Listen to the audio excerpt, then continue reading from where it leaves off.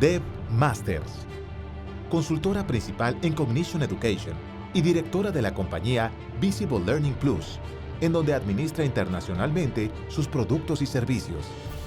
Tiene una amplia experiencia en el tema de evaluación, debido a su trayectoria en la enseñanza de la educación primaria y secundaria.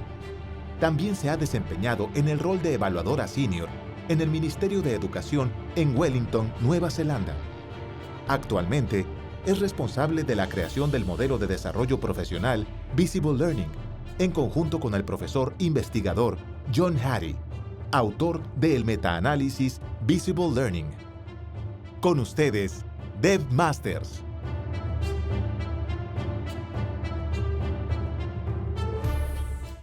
Why, thank you. Gosh, looking at those videos up there was a little bit scary, those pictures. Which Deb Masters is actually on the stage? Is that what you wondered? It's interesting the changes we go through in life. Look, it's really exciting to be here and to be part of this wonderful event. I was here yesterday morning and I saw the smoke and I saw the confetti and I saw the lights.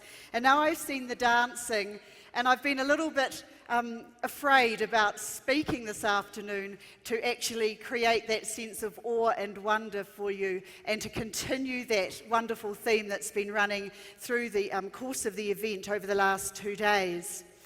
I think it's really appropriate that we've had the dances and we've had the activities just to precede this, because those young people who stood up before you before have actually had dreams, and they've had teachers like yourselves, and possibly many of them are you, who have actually seen them through their education.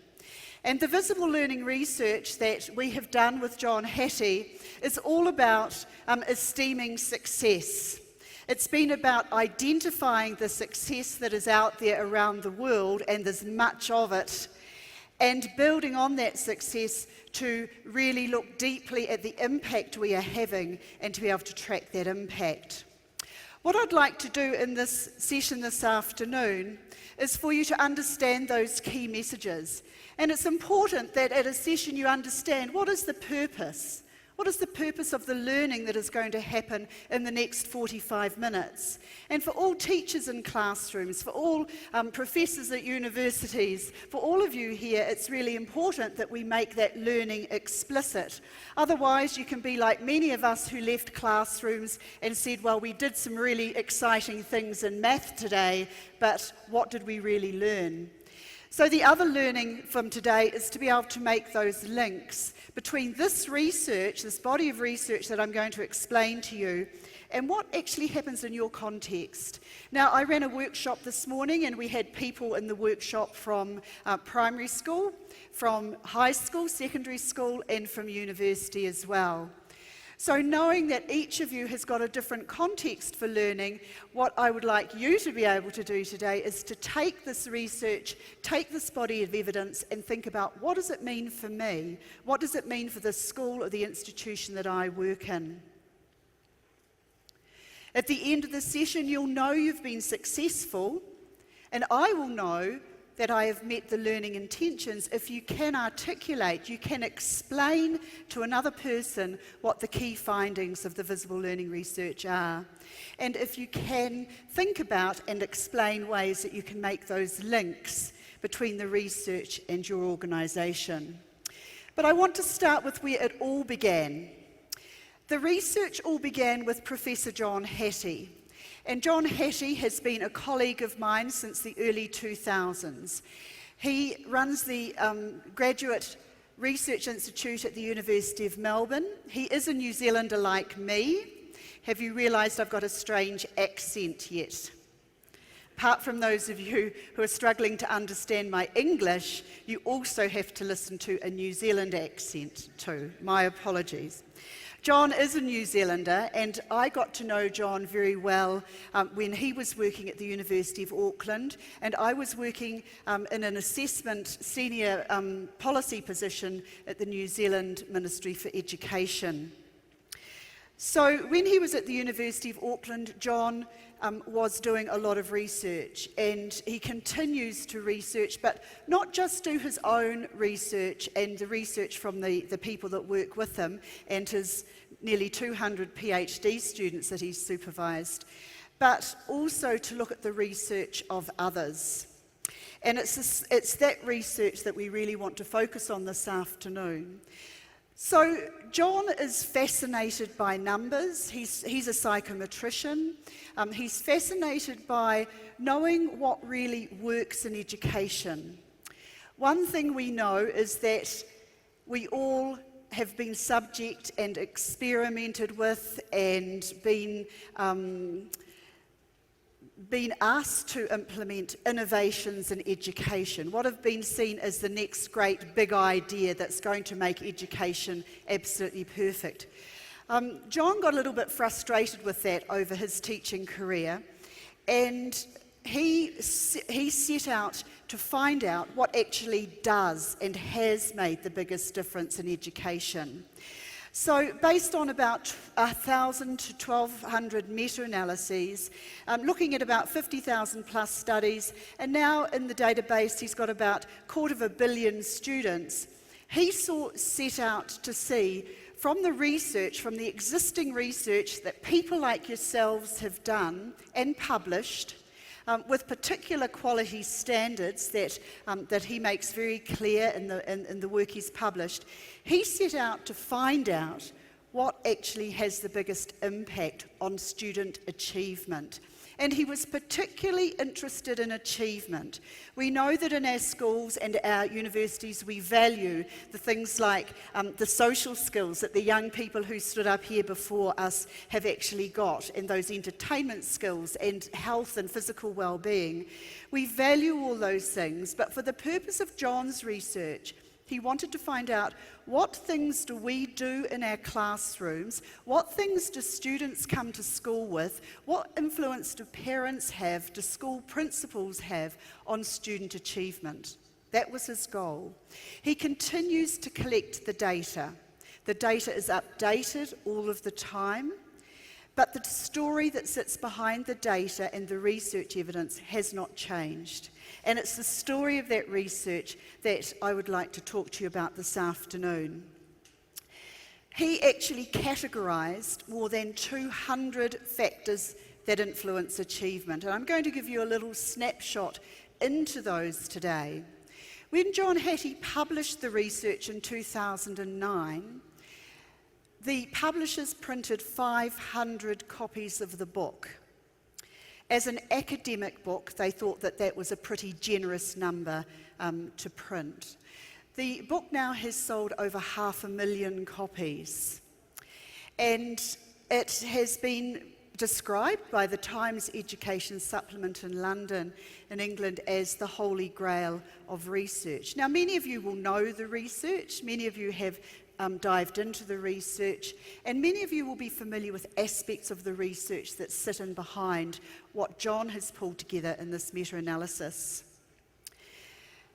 But John says, and this really is the key for the work that we do, is that we're asking teachers to see learning through the eyes of students, to ask teachers to get alongside students and to really understand what learning looks like from their point of view, rather than just to dump all the information and the learning on them. And that's been a really big focus, obviously, of this conference. How can we innovate and create teaching and learning experiences that are far more impactful for our learners? So they want to engage in learning, so they get a passion for learning, and they want to continue throughout their lifetime. We also are wanting students to see themselves as their own teachers. And I can go, one of the great privileges I have in my job is that I go around many countries in the world. I've travelled for nearly 250 days out of the year this year, and most of that is working in schools, working alongside teachers, school leaders, people at higher institutions as well. We work in tertiary and higher education as well, in early childhood centres. The visible learning research covers from 4-year-olds through to 20-year-olds. So when we look at the whole body of evidence, we've covered a massive span of people. So as you actually think about, well, I teach 20-year-olds, what does this mean for me as a university lecturer? Then you need to think, what does this story mean for you, and how does it line up with current practice in your place that you work? This was the good news. When John actually pulled all the research together, he found out that 95% of the research showed that all of the things we do in our schools, our classrooms, our universities actually have a positive impact on student achievement. That's the good news. All it takes is a beating heart and kids will learn. That's good news for us, isn't it? But what John wanted to find out is what actually works best. So if almost everything works, what works best? And that was the point of his research. So I'm going to give you just a couple of minutes there sitting, perhaps chatting to your neighbour, and to think about this. Out of these lists, and these are just random pieces of research off John's list of 150 influencers, this is a little subset of that, just have a talk among yourselves about what do you think would be at the top of that list? What do you think would be the most impactful thing for students and their achievement? And then what do you think might be at the bottom of the list? What do you think might be on that list that might make students' learning go backwards? And there's a couple of things on that list that actually make kids' learning go backwards. So take a moment just to think about that and maybe talk to the person next to you. The top and the bottom.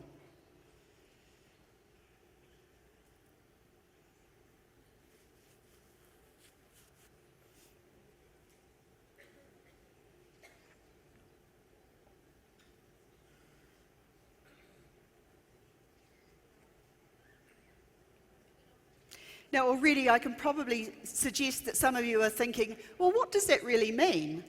What does ability grouping really mean? What does classroom discussion really mean? What about teacher clarity? That seems a bit odd. What does that mean?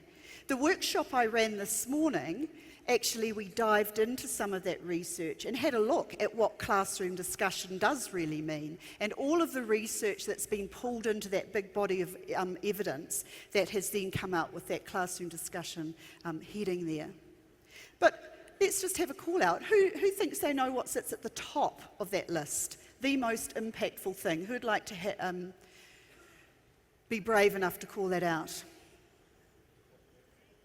What have we got? Cooperative learning we've got. Yes?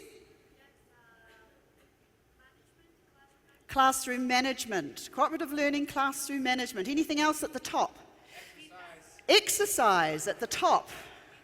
Feedback at the top. Okay, what's at the bottom?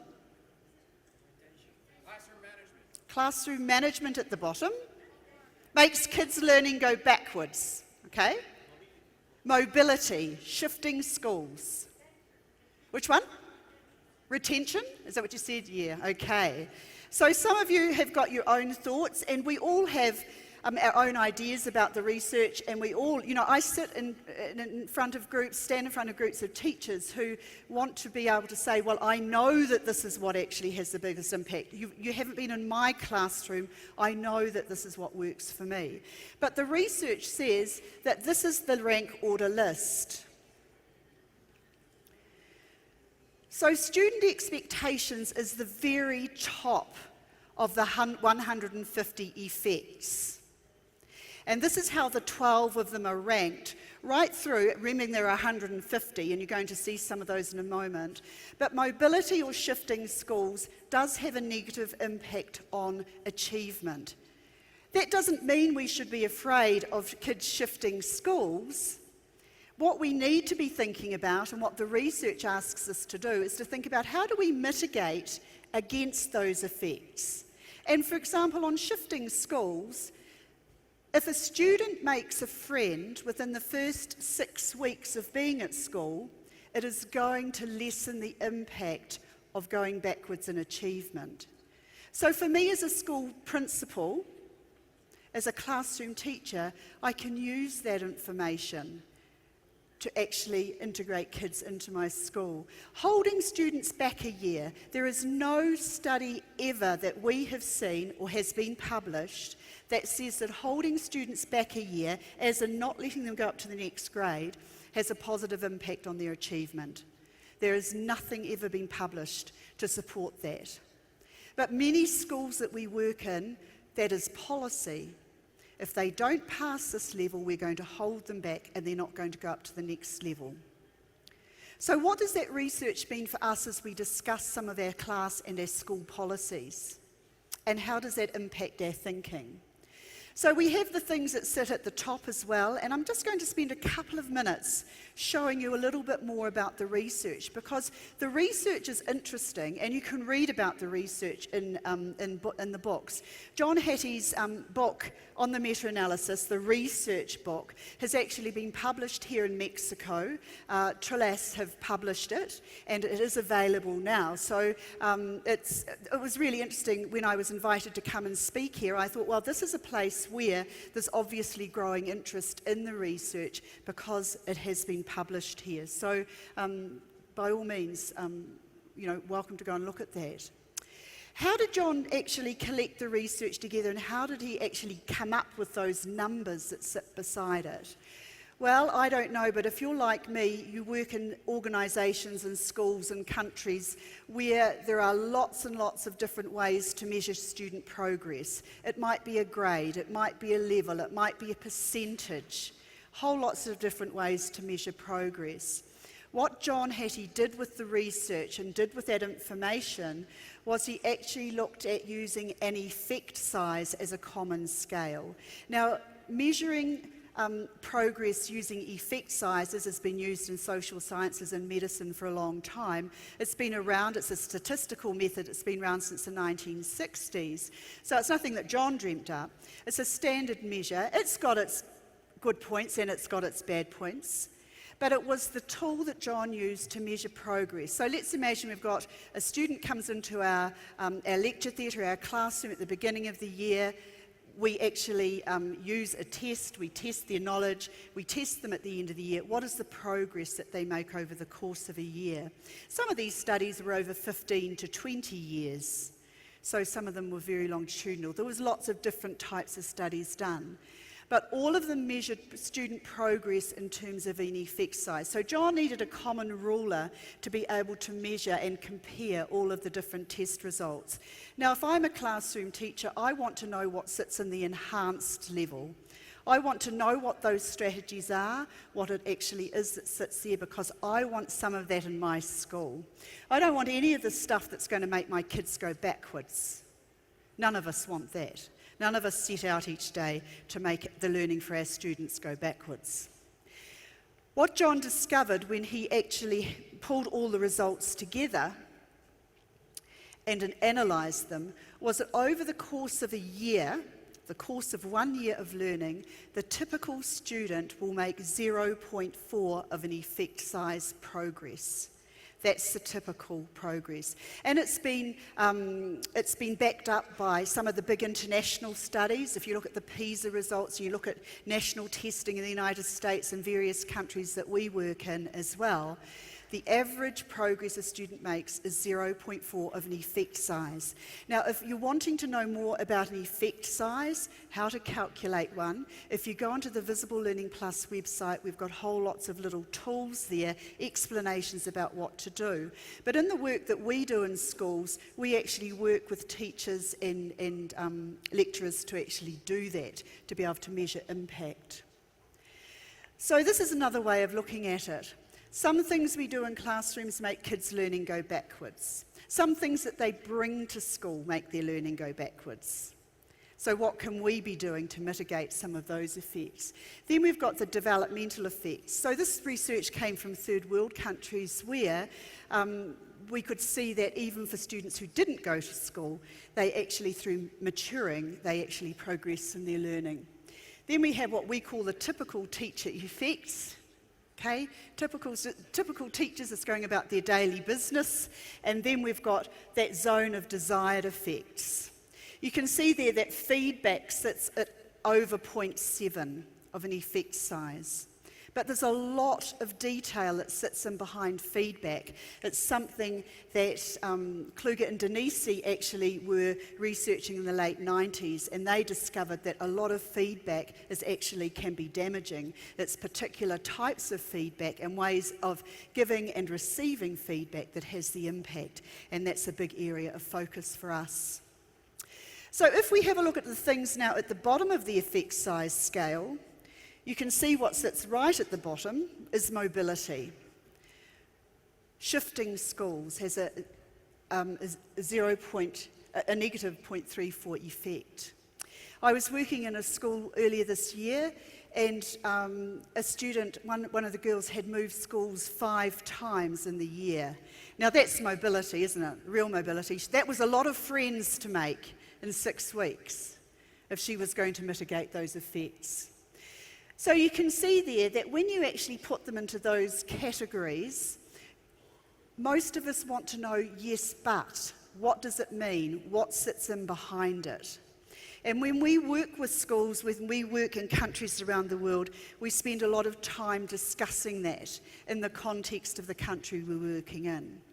But we're also very keen to look for what we call the moderating effects. So where's the difference between high school and primary school? Where's the difference between boys and girls? There's actually very, very few moderating effects. Very few moderating effects in there. And where there is one, we'll point it out. This is the top.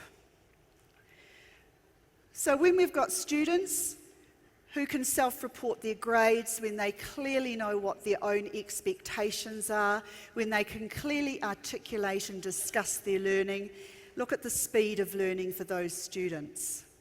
Has a massive impact on their learning. Piagetian programs, we've all heard of Piaget and probably studied Piaget at some time in our teaching career and when we were pre-service. But there are schools that are set up around Piaget's levels of learning. Schools in the United States, so really totally based around Piaget. Some of them you'll know about response to intervention, RTI, but look at the impact it actually has. Teacher credibility is an interesting one. When we ask learners to say, tell us the components, tell us what makes up a really fantastic teacher for you. And when they make a list of attributes about what makes a really fantastic teacher, and then they match those attributes with a teacher that they have got and say, these are the attributes, and Mrs. Jones has got those attributes, that's the impact it has. It actually has a 0.90 effect size. Providing formative evaluation to teachers about their teaching. How many of you as teachers have had somebody coming in and actually providing you formative feedback about what's happening in your classroom? So many schools that we work in and places we work, the doors are firmly closed, and in fact there are policies in some countries that you must not go into another teacher's classroom. But we're talking about the exact opposite of that, where practice is totally deprivatised and we are supporting each other through collaboration. So you can see micro-teaching, when we've actually got cameras focused on us, not just focused on us though, but focused on the learners, because it's what the learners are doing that is the really important part. What I'm teaching and what the learners are learning are often two totally different things. And the research of Graham Nuttall, who actually put microphones on students over the course of his academic career and then looked at what was happening in the classroom. He's written a book called The Hidden Lives of Learners, and it's fascinating in that it tells us what is actually happening in that private world, in that semi-private world, and the public world of the student. And 80% of it is totally unrelated to what the teacher is doing in the research of Graham Nuttall. So how do we actually get to see learning through the eyes of the student? Because that's where the power actually is. Classroom discussion. Not all classroom discussions are created equal. There are some types of classroom discussions that are more impactful than others, but the most important thing about classroom discussion is that it gives you, the teacher, the opportunity to listen to the impact of what you have been discussing with your students in real time. If you listen to a discussion and they're saying something that is totally unrelated or wrong to what you've been saying or they've misunderstood, that is feedback to you. So that's one of the really important reasons for classroom discussion. It actually gets the teachers to shut up and listen to the kids. Teacher clarity is an interesting one. Teacher clarity is basically what part of what I did at the beginning, which is make the learning intentions for the lesson really clear. I'm wanting you to understand and to learn the key components of the visible learning research and to be able to apply that research to your own practice. So the learning is very clear. When teachers are clear about the learning outcomes and they've got very clear procedures around that, then it really makes it far more successful for students. And you can see feedback at 0.75. So that's the top and the bottom, but let's focus on the top because most of those top things are happening in classrooms around the world now. And we need to actually be building on that success, collaborating around that success. In fact, some research published by ELS on teacher collective efficacy, when teachers collectively believe that they can make a difference for learners, it has a 1.67 effect size. So ELS research has been very impactful around the world in asking education organisations and schools and governments to think about collaboration. So we've talked about, and I've heard the word collaboration mentioned here a lot today, and it certainly forms the basis of a lot of the work that we're doing. So if we go back to the effect sizes that we started with, we can now have a look at them with the effect sizes beside them, the actual numbers. So we can see that student expectations, 1.44. What is the average or the hinge point? 0.40. So I'm thinking, I'm a classroom teacher, I want this to be in my classroom. I want there to be classroom discussion. I want to be clear with my students. I want to give and receive feedback. I want to know what's the study skills, 0.62. That looks like it would be reasonably simple to implement. What does that look like for me? And I start to think then about all of the things that I can do as a classroom teacher and as a lecturer to actually make learning more impactful for students. And that's the space that we play in a really big way. We've taken the research and we've really developed it from there. So what have we done? We've worked with John Hattie now for a number of years, before his first book was published. And John did this research because he wanted to know what had the biggest impact. He wanted politicians and ministers of education and school principals to stop lurching around for the next great idea.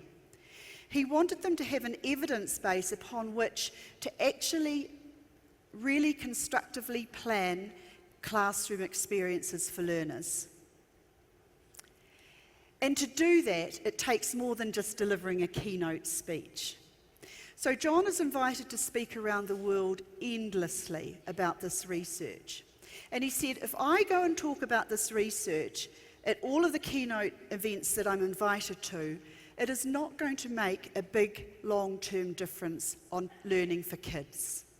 What we need to do is develop the research into a way that schools, whole organisations of politicians and education departments can use in a really practical way. Because it's one thing to have the research, how do we actually mobilise it? And that's been our work. And when we read all of John's research and discussed it with him in depth as a team, these were the 6 key strands that came out of it. So if I was to go into your university tomorrow, into your classroom, into your school, I would expect to see that all of the teachers in your school and the students know their impact. Know thy impact is a John Hattie phrase, and it's about in every moment we know the impact we're having. We're not just crossing our fingers and hoping for the best. We have tools and methods to know our impact. We would have inspired and passionate teachers in our schools. We would have visible learners, and I'm going to talk about this in a moment. So these are the things that we'd have in place, and we'd have it aligned right across our education system. It's a grand idea, okay? That's the space that we work in. So this is what a visible learner looks like, and here's some examples, a little picture there from a school that we've been working with. Are your students, and a visible learner can explain the assessments they take, where they're at, and their next steps. So when we think about what sits at the top of the effect size chart, student expectations, that's what it's about. It's about your learners knowing absolutely deeply what progress looks like for them. They get all the assessment information, they can actually plan their next steps. They're just not sitting there dumbly waiting for you to give them the next idea. And we work in schools and classrooms around the world where this is mobilised and kids deeply know progress, can articulate their learning from 5-year-olds and preschoolers, often, right through to university students. So how do we actually do that? And more importantly, how are you doing that at the moment, and how are you sharing that with others? We see lots of schools working with progression walls, where students can track their own progress towards learning objectives. I go into the most amazing classrooms where kids are doing this. And a lot of teachers say, oh, you can't put it up in public because it will shame the kids who aren't there. Do you know the only people that have a problem with that idea are the teachers? The students don't have the problem. We've been doing a lot of work in the Northern Territory of Australia, and the teachers were very concerned that the Aboriginal children in the Northern Territory of Australia would feel shamed by having those progression walls up there. The only people who felt that was going to be a problem were the teachers. So kids knowing what progress looks like and tracking what that looks like for them. We'd have inspired and passionate teachers, and I was listening to Keynote yesterday about being a passionate and inspired teacher. We've all had them. We've all had inspired and passionate teachers. And typically most of us, if you're asked, can remember 3 teachers who had a big impact on us. That's the typical number. Some of us are lucky enough to have had more, and some of us have had none. But over the typical course of our school life, we've had between 40 and 50 teachers, and we all have 1 or 2 who stand out for us. Can you remember the ones that stand out for you? Yes? Okay, so what is it about that teacher? And it's about that passion. They have a belief in you, they have a passion for their subject area, they have a passion that they want you to share. So to what extent are you an inspired and passionate teacher, and have you got them in your school and in your classrooms? And how do you know? How do you find out? And that's a lot of the work that we do with teachers, about finding out how they actually sit with the learners in their classrooms. Feedback is one of the key ingredients that comes out of the research. So out of all of the 250 million students, research was coming out as a very strong theme. Targeted to the level of instruction. We see a lot of work on feedback around the world, and we think about feedback, just not feedback that teachers give to students, but that students give to teachers and that students give to students. So how often and what kind of systems do you set up for students to give feedback to teachers?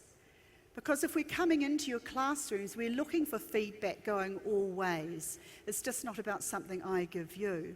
But if we are delivering instructional feedback to students, what does it look like? How do we make it really impactful? Because just because I've given it to you does not mean that you have received it. So how do we see learning through the eyes of students to actually see that that feedback has had an impact, and that we have given students the opportunity to activate the feedback that they have received? So once again, it's a big aspect of our work. We ask teachers and education leaders to see things a bit differently. We ask them to reconceptualise teaching and learning in their classrooms. And for many teachers, they sit there going, you don't know my classroom. It's different here in Mexico. It's different here in Spain. It's different here in Amsterdam. And we go, Yes, it is. But actually, a lot of it is very similar. We're not focused on curriculum, we're focused on teaching and learning. And what is it, or what would be different in your education context to the education context of other countries? That is something for you to think about. But from our experience, asking teachers to think differently about their role means they want to say, but you don't know what it's like here. We'd suggest that it's an opportunity for teachers to really see and to think about their roles in a different way. We ask them to see things differently by asking them to look at their mind frames. And there are 10 mind frames in visible learning. And you can see what they are, they're sitting up there. So do we actually possess those mind frames? We work with teachers and education leaders to think about those as our mind frames. If we've got these deeply held beliefs, then everything else will follow. Do you see assessment as feedback to the students or as feedback to you about your teaching? Now that's a big shift for a lot of teachers. Well, it's feedback to the students about what they've got right and wrong. No, it's not. It's feedback to you about what you taught and the students understood effectively. And a lot of teachers really bristle when they hear that and get a little bit upset. But if you deeply hold that as a mind frame, in the schools that we work in, that's the schools that are really flying, where they have these as their mind frames. So how do we put it into practice? What have we done to put all of this into practice?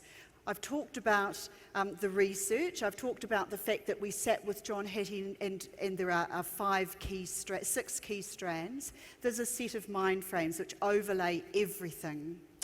So we've actually developed a whole framework, an evidence-based framework that asks or provides school leaders and organisations with some ways of looking at teaching and learning in their school. And that framework provides a whole set of tools. And yes, sometimes the crash helmet is needed, because sometimes we actually bump up against, or people bump up against things that are quite scary for them. So the framework and the tools are in the form of a whole lot of workshops, but far more than that. We've developed a tool to track mind frames, shifts in teacher mind frames.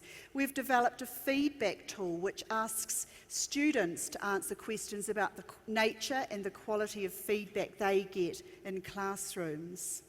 We've developed other rubrics to be able to look at shifts over time in schools. We've developed a classroom observation survey, which is different to all of the other surveys that John Hattie and I get sent frequently to critique, because the focus of our classroom observation survey is on the students. What are the students learning? How are the students performing? And then asking the teachers to look at that and critically examine their practice. We've developed a workshop for teachers, which is a spaced workshop over time that asks them to go in and examine critically an aspect of their classroom practice, to actually then do their own learning and track the impact that their changes are having on students and their learning. Everything we do is about knowing our impact. If we don't know the impact of something that we put into our classrooms, then really we don't know whether it's worth doing, and we just cross our fingers and hope for the best. So around the globe, we're working in a number of places. Obviously in New Zealand, we do a lot of work in Australia as well. We're working right across North America, Scandinavia, the Netherlands, United Kingdom. But I want to go back. But also, we work in places where we have no partners. We have partners in those countries. So John has been very interested. He said, as well as wanting to know what works best in education, he also wanted to know why it is that a lot of education ideas don't scale. You know, we can have some really fantastic ideas, but they never go further than one school or district or, you know, in a country. So we've actually had a look at how you can actually get some really impactful ideas to go to scale through looking just not at the spread and getting them out across lots of schools, but looking at how we can get them going right through a system, from classrooms right through to the Minister of Education as well. And that's a lot of the really exciting work that we're doing. But we also do work in lots of other places as well, as you can see there. So what we're doing is we're using the research, a broader set of research now, as well as the visible learning research, which underpins all of the work we do. It's our absolute bread and butter for our work. But we're looking at that notion of getting systems to actually innovate as well, whole education systems. And it might be a cluster of schools, it might be a district, it might be right across the Northern Territory of Australia. We've got every government school working with us, and we work with the Minister of Education right through the system. But we're really wanting to combine visible learning, and also we have a big focus on relationships-based learning. Building those really impactful relationships for learning as well is a huge part of our work. So we use all of that research, and where the key messages come from, we do, and I understand a colleague of Sir Michael Barber's may be at the conference today, but I do have ongoing conversations, and we use a lot of Sir Michael Barber's research to actually inform the Visible Learning Plus change program, as well as Michael Fullan's work too. But you can see there some of the key messages around system research that we use as well. So Michael Fullan, Russell Bishop does a lot of work around relationships-based learning, has a big impact on our work around creating those purposeful relationships for learners for who are in the minority is a big area of our work. So that's the basis of our system work, and this is the logic that we use. So we've kind of gone from the research, now we're going right back up to a big system level. We actually look at enhancing the system leader capability. And we work, as I said, with governments as well, but we also work, our program asks to look at enhanced school leadership capability. Our program is really focused on empowering school leadership teams to take ownership of this work, using the framework and the tools that we've developed to really implement, number one, to identify the success that they're having in their school.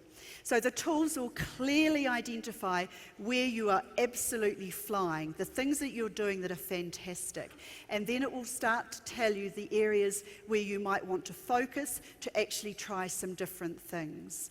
So the program is really targeted at school leaders, but then we also look at enhancing the teaching capability, because our outcome, the outcome is to have assessment-capable learners who can do all of the things that are there. So this is our collaborative impact program, which has got all of the inputs of visible learning, but is looking at it on system level. So over the course of a few years, and our change model is quite deep. We're in our 4th year next year with one of our partners, and we are really in year 4. They've got lots of fantastic practices embedded, as you're going to see when you look at the evidence in a minute. But next year our focus is on collaboration, actually getting those leaders in the schools, the school principals and the cluster leaders and the people from the Department for Education and the university that's involved there as well, to really collaborate around success and to build that collaboration as well. And that's to build that sustainability as well as to increase capacity in that system. So, what is the impact that the work's been having? Now, we couldn't be visible learning if we didn't track the impact that the work is having, because that's what we're all about. So we track the impact of our work in whole lots of different ways. Obviously, student achievement is one of them. And in the places that we work, most of the departments have got, and teachers have got access to standardised assessment tools, and that we will show them how to calculate effect sizes. Some places we work, like Denmark, for example, we're doing a lot of massive schooling improvement work and change work in Denmark. We're working with well over 200 schools in Denmark in 5 different clusters. They don't have a lot of standardised assessment tools. So then how do we track the shifts in attitudes towards collecting data and knowing what impact is? That's been a big focus of our work recently. But what I'd like to show you now is the change that we've had in one of our projects over the last 4 years. So when we collected, so just to explain a little bit about it, we went into a range of schools, and each horizontal line represents a school. Okay, each horizontal line represents one school. And then across the top are the strands of visible learning. So the visible learner, know they impact, feedback, inspired and passionate teachers, systems and processes. They're the strands. And we went in with a rubric, and we just take a sample of schools for this particular piece of work. But we went into the schools, and in the first year, we could see that the schools were red. This is not, it was foreign to them in most of the schools.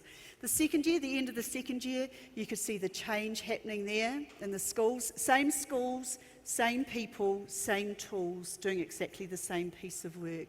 The third year, and they were all external people who went in, so they weren't people who were actually delivering the program.